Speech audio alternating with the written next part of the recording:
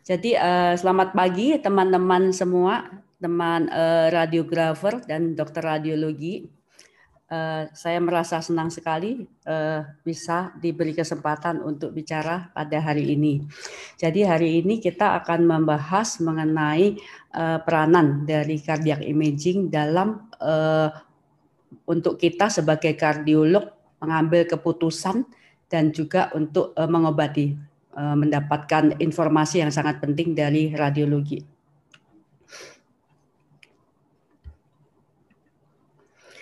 Yang kita maksud dengan cardiovascular imaging itu artinya ada menyangkut nuklir kardiologi, ekokardiografi, dan juga termasuk TEE ya, dan juga kardiak MRI serta kardiak CT. Ini yang bersifat non invasif. Invasif ada lagi tadi TEE invasif, dan juga kita sudah punya intracoronary imaging ya. Jadi cardiovascular imaging ini berkembang sangat pesat. Saya akan membicarakan hanya dua hari ini tentang imaging, yaitu cardiac CT dan cardiac MRI. Saya akan membawakan sebagai dari aspek kardiologi ya. Jadi kalau dari aspek radiologi ada yang kurang tepat, mohon dikoreksi. Aplikasi klinis dari CT kardiak itu satu yang tadi sudah cukup banyak dijabarkan oleh Dr. Rusli, yaitu angiografi koroner dan juga morfologi dan fungsi dari kardiak ya. Yang paling banyak sehari-hari adalah koroner ya. Kemudian saya sering telepon ke bagian radiologi bila saya perlu untuk menanyakan tentang morfologi dari jantung yang saya kesulitan mendapatkan dari eko ya, atau kurang jelas. Misalnya kemarin saya telepon Dr. Rusli, saya tanya, saya dari eko sepertinya ada bikuspidal, tolong dilihatkan. Sepertinya ada anomali, tolong dilihatin. Dan terus kemudian langsung diberikan gambar yang saya mau, yang lebih jelas, jauh lebih jelas dari ekokardiografi. Juga fungsi katup, kardiomiopati, perfusi dari miokard. Meskipun sekarang sudah agak jarang ya, tetapi biasanya Dr. Rusli ataupun teman-teman radiologi, Dr. Mira juga itu cukup rajin untuk memberikan, misalnya pasiennya otot jantungnya sudah ada subendokardial infark, itu sangat membantu kita. Kemudian kita juga memerlukan, walaupun masih agak jarang kita lakukan, adalah imaging dari vena pulmonalis dan juga sinus coronarius ya. Ini untuk keperluan penanganan atrial fibrilasi.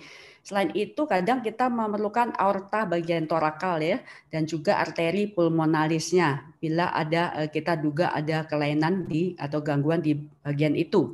Kemudian kita tentunya kita juga tidak boleh melupakan faktor dari mediastinum yang terlihat pada saat pengambilan gambar pada coronary angiografi ya. Ini misalnya contohnya ini ekstrakardiak, tetapi ini adalah tumor ya, tentu harus dilaporkan. Karena saya lihat di beberapa rumah sakit itu pelaporannya tidak mengikuti kaidah pelaporan yang baik ya. Semoga di SRI ini saya lihat cukup baik. Mereka sama sekali tidak melaporkan kondisi ekstrakardiak. Jadi mereka laporannya hanya koroner. Jadi pasien itu punya tumor, punya apa, mereka tidak mau lihat. Padahal CT scan menggunakan radiasi dan kontras ya. Sayang sekali data-data ini harus tidak ditampilkan. Kita lihat sekarang pada angiografi koroner. Kita yang pertama kali adalah calcium scoring ya. Calcium scoring ini biarpun pemeriksaannya sederhana, ini sangat penting karena dia sebagai prediktor untuk umur dari pembuluh darah. Jadi dia bukan hanya untuk keperluan kita untuk tahu-tahuan aja ya, oh koronernya banyak kapurnya, bukan begitu. Kita untuk prediksi bahwa pasien ini ke depannya akan mempunyai risiko terjadi stroke tidak?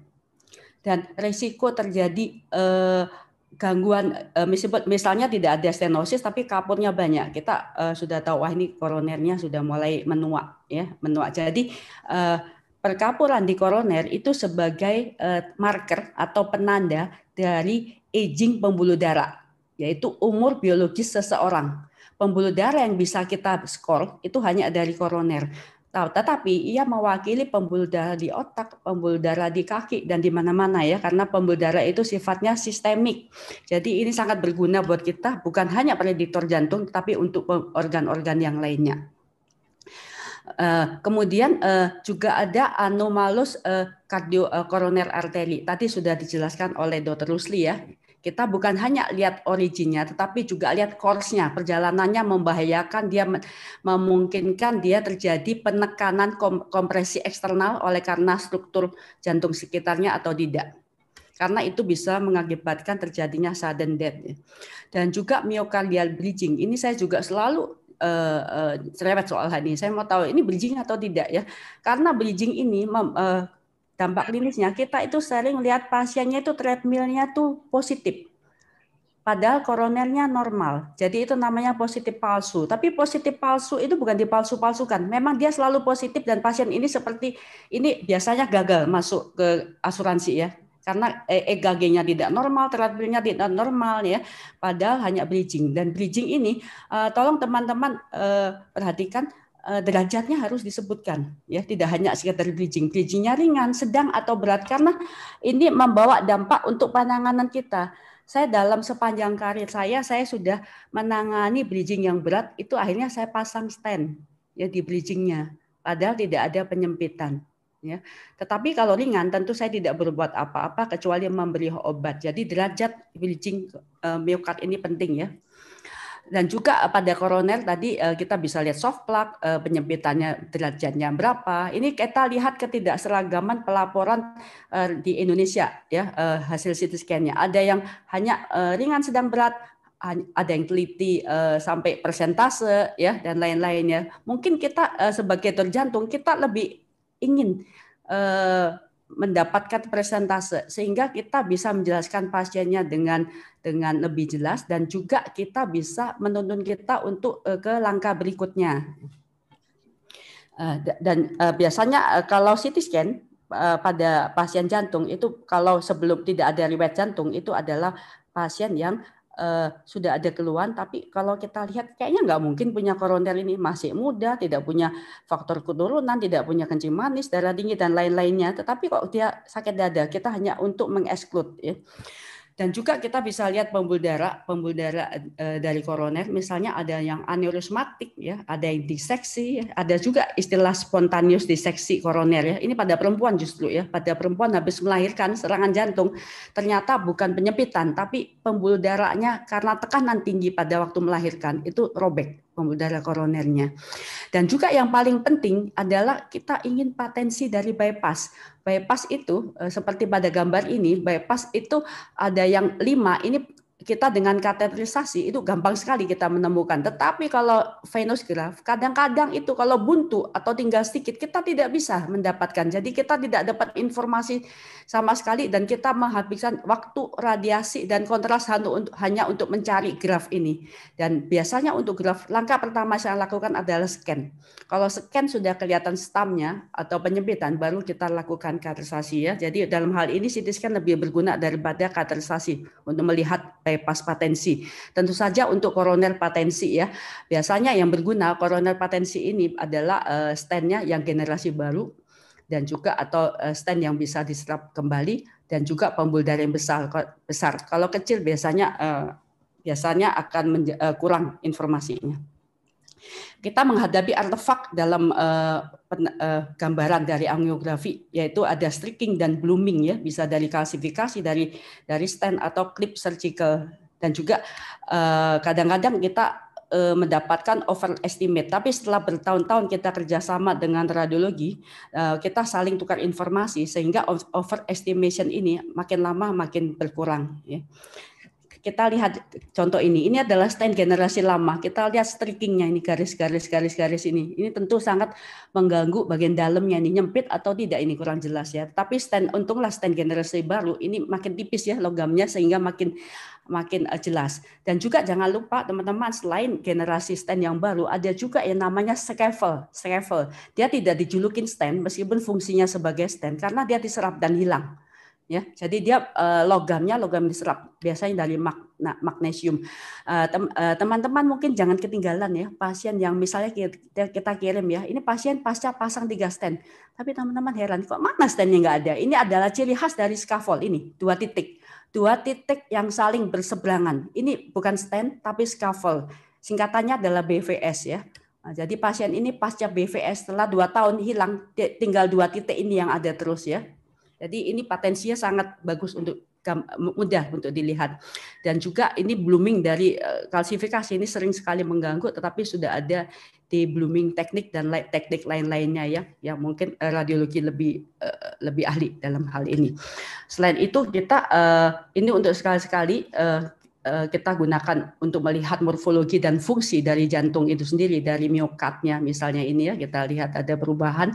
Dan juga ini juga pasien VSD ya ini ya. Jadi ini ventricle kiri kanan kita lihat ada gapnya, dan kita lihat kontrasnya mengalir dari kiri ke kanan ya, left to right shunt dari VSD. Dan juga ini adalah penting, ini adalah ARVC.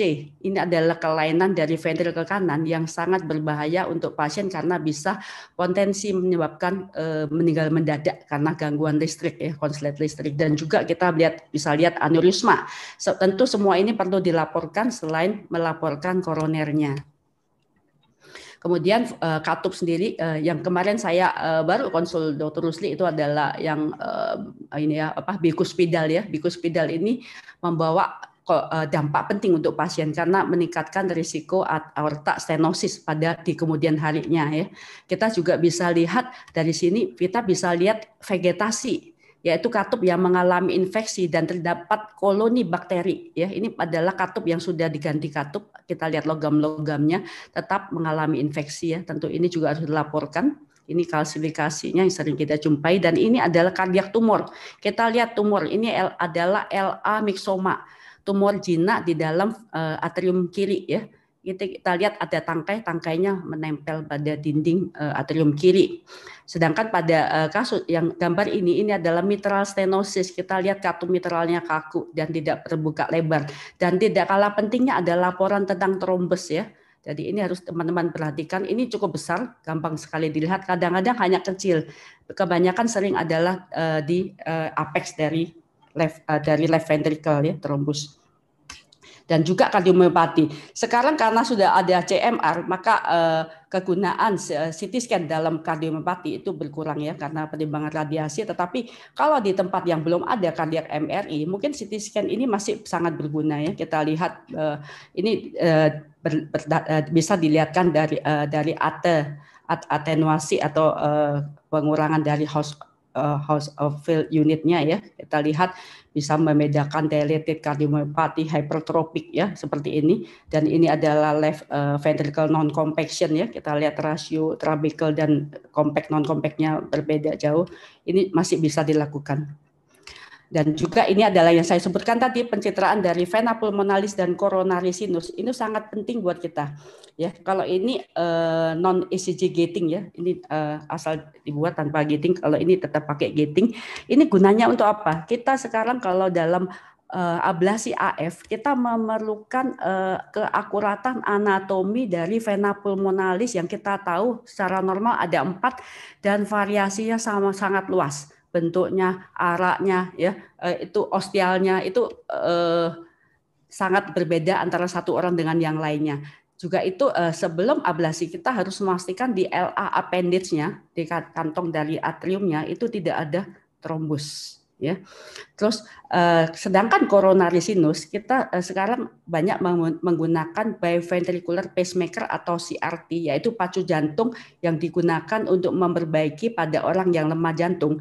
Itu berarti dia mensinkronkan jantung kanan dan kiri ya. Untuk mensinkronkan maka satu harus dimasukkan ke jantung kanan, kabel pacu jantungnya, satu harus masuk kiri. Seperti kita ketahui, kita jarang memasukkan benda asing ke dalam ventricle kiri karena risiko trombusnya sangat tinggi ya. Jadi kita masukkan ke kiri tetapi melalui jalur luar dinding kiri, yaitu adalah sinus coronarius. Dan kita anatomi sinus coronarius itu juga sangat bervariasi. Kadang-kadang kalau normal kita gampang masuk, tetapi kalau tidak normal kita mengalami kesulitan. Jadi sebelum prosedur kadang dilakukan untuk memperjelas anatomi dari sinus coronariusnya agar kita tidak kaget-kaget pada waktu tindakan.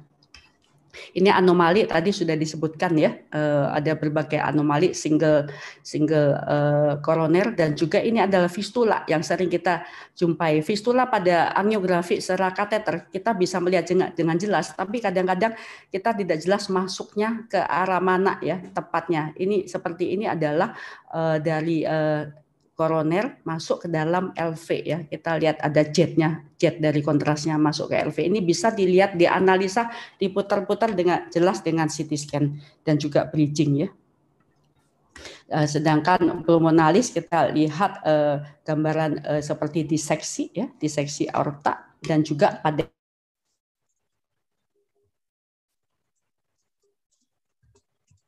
ini adalah penyakit yang mengancam jiwa.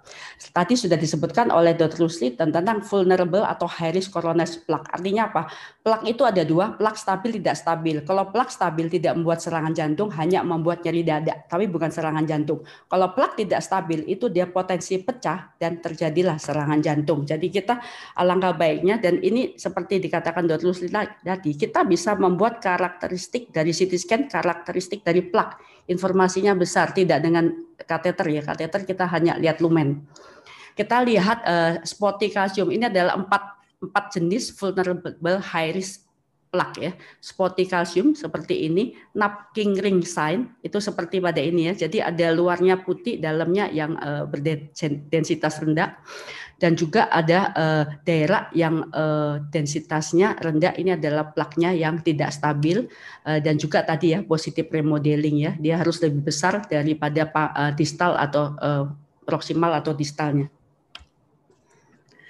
Ini yang ingin saya tekankan adalah kadang-kadang kita di emergency minta CT kardiak ya. Kadang-kadang bisa, kadang-kadang tidak bisa. Kalau sitonya jam kerja nggak apa-apa. Kalau sito tengah malam, kadang-kadang harus diusahakan ya untuk dokternya untuk bisa hadir ya. Jadi triple rule out ini pada orang chest pain kita yang tidak jelas, karena misalnya EKG-nya tidak elevasi, enzimnya melakukan, NT-proBNP-nya melakukan, D-dimernya kok naik ya. Jadi kita mau lihat triple rule out. Dengan satu kali foto kita bisa memastikan dia itu sebenarnya ACS atau diseksi aorta atau emboli paru, karena gejalanya sangat mirip. Ya, jadi seperti pada ini emboli paru, ini diseksi, dan ini adalah konklusi ya, kita lihat positif remodelingnya, ini udah jelas ini ya, pasien serangan jantung. Kemudian kegunaan yang lain dari CT scan untuk bidang koroner sekarang makin lama makin diperhatikan. Berapa tahun yang lalu, mungkin 5 tahun yang lalu di Jepang, saya sudah melihat bahwa seseorang yang melakukan intervensi koroner yang sulit, yang CTO, artinya chronic total occlusion, itu memerlukan CD guided. Ya. Jadi dia misalnya ini buntutnya dari sini sampai ke sini nih, adanya informasinya pembuluh darah di ujung sini dan ujung sini. Ini harus kita masukkan kabel, kita kan tidak tahu ini kabelnya ini RCA-nya itu belum benar seperti jalur kuning ini atau seperti jalur merah. Jadi kita memerlukan informasi dari CT scan untuk lihat anatominya dulu sebelum kita bekerja ya. Jadi tetapi CTA juga, CT angio juga mempunyai limitasi ya, yaitu kalau denyut terlalu tinggi atau irregular, yang merusak itu biasanya ekstrasistol ya. Normal-normal mendadak pas diambil dia ekstrasistol ya. Dan juga kalsium skor yang tinggi yang membuat tapi sekarang dengan berbagai teknik mungkin bisa lebih diatasi karena sudah mulai bisa ya di atas 1000 pun.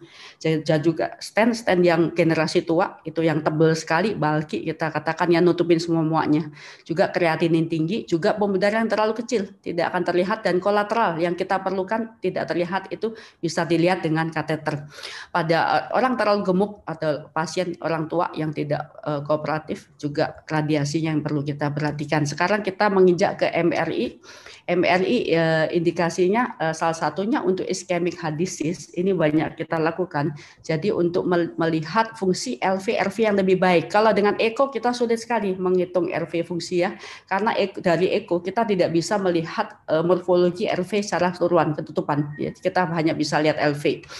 Dan juga untuk massa, untuk lihat trombus ya, dan untuk lihat regional wall motionnya pada saat istirahat atau saat stres, yaitu dengan obat-obatan, untuk lihat perfusionnya, juga mau lihat bisa membedakan MCI-nya akut atau kronis ya. Viability ini sangat penting. Biasanya kita mau revaskularisasi baik dengan CABG maupun dengan stent, kita butuh data viability ya. Kalau tidak viable, kita percuma melakukan revaskularisasi ya jadi dalam hal ini MRI kardiak sangat penting, dan juga tadi sudah dikatakan oleh Dr. Rusli, komplikasi dengan MCI kita juga bisa lihat ya. Biasanya pasien MCI dengan bunyi jantung meremar, kita curiga, kita biasanya malas untuk kateter karena kita khawatir memperburuk. Jadi kita melihat dulu morfologinya bahwa ada ruptur nggak. Rupturnya bisa di septal, bisa juga di free wall, bisa juga di bagian bawah ya. Kita baru-baru ini sepertinya ada mengalami pasien seperti ini. Dan juga MRI juga sangat membantu untuk AF tadi selain CT scan ya. Dari kita bisa lihat, dan ini sangat ramai dibicarakan, sedang trending ya, sedang hits ya. Semalam saya sampai malam mengikuti simposium dari Eropa yang terbesar di dunia ya, bisa dikatakan itu sudah mulai ke ini ya, atrium ya. Jadi atrial kardiomyopati. Jadi yang dilihat kalau fungsi jantung kiri masih mudah dilihat ya dengan eko, tetapi fungsi dari atrium, fibrosis dari dinding atrium, morfologi dari atrium kiri maupun atrium appendix dari aneurysma itu sangat penting untuk menentukan, terutama untuk resiko embolic stroke. Ya. Jadi hal ini sangat saya ingin teman-teman untuk memajukan tentang atrium ini ya, morfologi dan fungsi dan struktur dari atrium. Dan juga untuk MAF tadi kita sangat penting untuk menentukan plan terapi kita. Jadi MRI itu diperlukan baik sebelum MRI atau CT ya, sebelum tindakan atau sesudah tindakan. Kalau sesudah tindakan kita ingin melihat lagi, kalau dengan CT tadi untuk melihat ada komplikasi tidak di organ sekitar. Kalau MRI kita melihat ada nggak fibrosis yang tersisa ya, yang belum terablasi ya, itu karena akan membuat dia kembali ke AF lagi. Sehingga kita dikatakan itu merupakan personal approach ya, kita lihat sebelum sesudah, kita bandingkan apa yang belum. Ini adalah salah satu cara untuk lihat fibrosisnya ya, untuk bisa dikuantifikasi ya, besar atau kecil, bahkan bisa dipersentase. Ini adalah melihat untuk stroke prevention, kita perlu lihat morfologi dari LAA maupun appendage-nya. Kita juga lihat fibrosisnya ada berapa persen. Kalau tinggi dia mempunyai risiko stroke tinggi ya. Dan juga untuk pulmonary vein intervention-nya ya, itu juga bisa lihat dari MRI. Jadi sangat besar peranan MRI untuk AF ya. Dan akut dan kronik tadi sudah dikatakan tadi, kita kadang-kadang sesudah MCI kita lihat pasiennya kok kurang bagus, ternyata pasiennya no reflow ya, misalnya no reflow kita lihat pada microvascular obstruction ini, MVO itu kalau ada berarti ada bagian yang tidak diperdarahi atau gagal revaskularisasinya, misalnya dilakukan trombolitik tetapi yang pembuluh darah kecilnya tetap tidak teraliri ya, itu MVO gambarannya seperti ini. Itu sangat penting menunjukkan, dan itu menunjukkan prognosa yang kurang baik.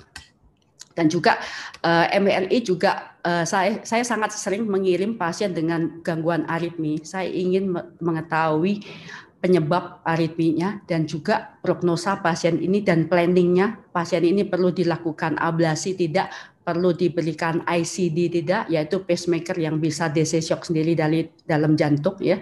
Jadi ini adalah contoh jadi ARVD ya, atau ARVC, kita lihat right ventricle-nya ada fatty, ada fibrosis infiltration-nya ya.